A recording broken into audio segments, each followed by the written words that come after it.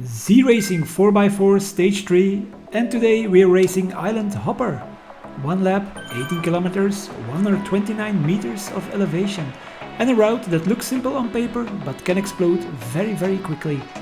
The key moments are Mech and Festival Harbor Climb, short, sharp and perfect places to lose the wheel if you're not paying attention. For the setup, I'm choosing the Canyon Aeroad 2024 with the Princeton Wake 6560 wheels. Aero fast, fully upgraded and still light enough for those punchy ramps. In the recon, we build the tactics, but will those tactics survive real race pressure?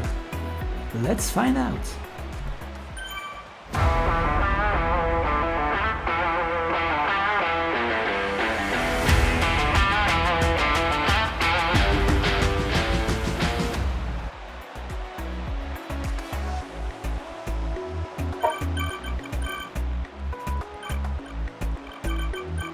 The first 5 kilometers are not really that hard. Basically it's one long warm-up lap before Mech climb. And from that point on, it's about 5 minutes of full suffering. Although Loza clearly thought we were doing a points race, because at the boardwalk sprint he launches the sprint of his life. Did I understand why? Not really. But hey, who am I?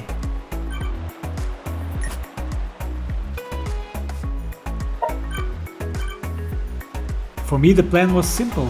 I wasn't going to spend a single unnecessary watt before the real points of interest, Mech climb and Festival Harbor climb.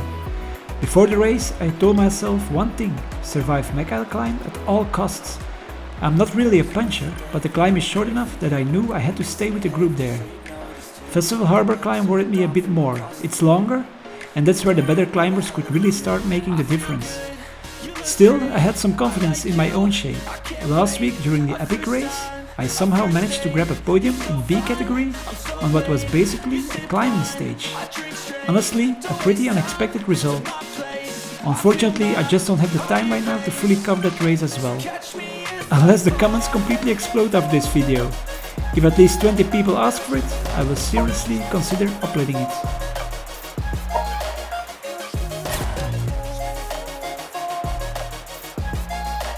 We have cleared the first tightrope sprint, which means it's now time to brace ourselves for what could be 6 very hard minutes. These are the moments where I sometimes genuinely ask myself what exactly I enjoy about Zwift racing. But every single time you push beyond your limits, it somehow ends up being worth it. So let's hope this becomes one of those moments again.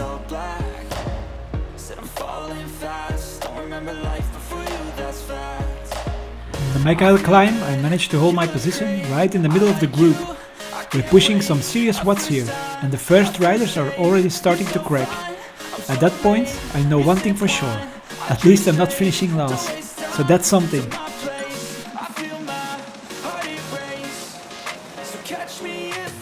I actually matched my best ever time on Mech climb here, which tells you all you need to know about the pace.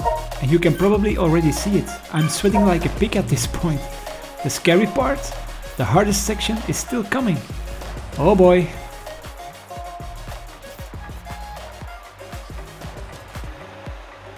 Besides a few dropped riders, we start the second climb with a still pretty compact group. Now it's money time. At this point, I honestly don't feel comfortable at all. I'm seriously doubting whether I can hold this pace. But on the other hand, I also know the climb will only last about 3.5 minutes. So I make a deal with myself. Just suffer for 3.5 minutes. Because once we cross the Shisa sprint banner, it's basically one long flat run toward the final sprint. Those about to die, salute you! And right here I suddenly remember the tactic I gave you during the recon. Use the orange sections of the climb to get out of the saddle, and sit back down during the yellow sections. It sounds simple, but mentally it really helps. Instead of looking at it as one brutal effort, you break the climb into smaller sprint intervals. And honestly, it's also a very effective way to desperately hang on to the group.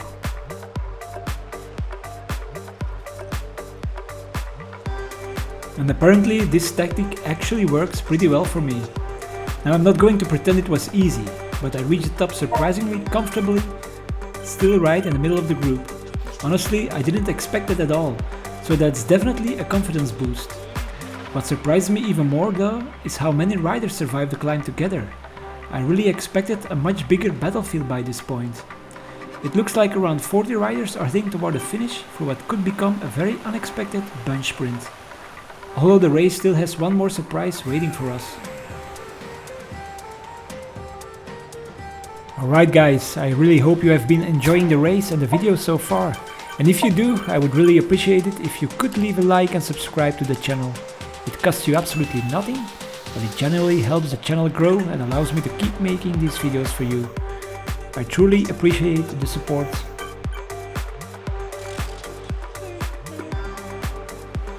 With the final 5 kilometers approaching, we still have a big compact group at the front. So now the question becomes, is everyone waiting for the sprint, or will somebody still try a late attack? Personally, at this point, I absolutely do not have the legs anymore to launch an attack, and probably not even to respond to one. So for the next few kilometers, I'm basically going into recovery mode, hoping I can still fight for a respectable result in the sprint. And literally seconds after I say that, just before the tide pool sprint, somebody launches an absolutely massive attack. Unfortunately, I couldn't catch the rider's name, so if anyone knows who it was, make sure to drop it in the comments, so this rider gets the credit he deserves. It actually reminded me of Aeroad's attack during the previous race on Jurassic Coast. He almost pulled off the win there with a brutal late move, only to get caught right on the line by our German friend Rainer in the sprint. And guess who I can already see once again quietly sitting near the back of the peloton? Yep. And just like that, we're already under the flamme rouge of the final kilometer. At this point it actually looks like the breakaway might hold on, although to be fair I was convinced of exactly the same thing last week. But once again the pace toward the finish is absolutely brutal, and just like I predicted during the recon, from the wooden bridge onward this becomes one long sustained effort. There's no real sprint left in my legs anymore. So my goal here is simple, push as many watts as possible and try to sneak into the top 20. And then just like last week, Rainer unleashes another insane power move. He comes flying past absolutely everyone and takes the victory once again. In the epic race I somehow managed to keep him behind me, but on these punchy finishes he simply looks unstoppable. As for me, I finished once again inside the top 20, 18th last week, 20th today. So overall we're performing pretty much exactly where expected. And just like last week, I'm once again missing that real finishing sprint. Thank you once again for watching, and if you're not subscribed yet, make sure to change that right now. It costs you absolutely nothing, but it helps the channel more than you can imagine. And honestly, it keeps me motivated to continue making these videos for all of you. See you in the next recon or the next race. Bye bye.